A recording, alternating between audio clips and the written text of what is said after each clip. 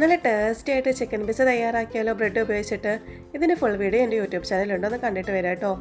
അതിനായിട്ട് ഒരു ബൗളിലേക്ക് 3 മുട്ട, milk, pepper powder, salt add ചെയ്തൊന്ന് മിക്സ് ചെയ്തെടുത്ത് മാറ്റി വയ്ക്കാം.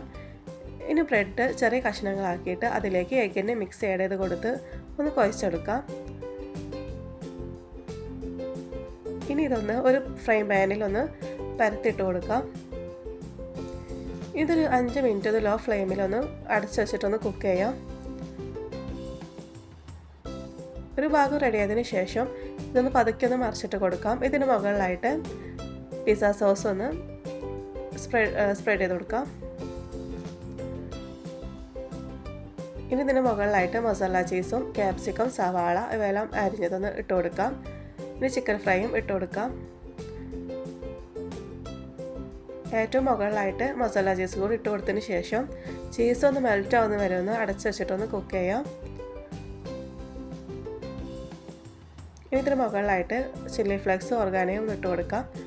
ഇത്രയേ ഉള്ളൂ, ഈസി ആയിട്ടുള്ള ബ്രെഡ് ഉപയോഗിച്ചിട്ടുള്ള ചിക്കൻ പിസ്സ റെഡി ആയിട്ടുണ്ട്. എല്ലാം ട്രൈ ചെയ്യുക, തീർച്ചയായിട്ടും ഇഷ്ടപ്പെടും. ഇതിൻ്റെ ഫുൾ വീഡിയോ എൻ്റെ യൂട്യൂബ് ചാനലുണ്ട്. ഇതുപോലെ ഈസി റെസിപ്പീസിന് വേണ്ടി എൻ്റെ ചാനൽ ഒന്ന് സബ്സ്ക്രൈബ് ചെയ്യുക. വീഡിയോ ഇഷ്ടമായ ലൈക്കും കമൻറ്റും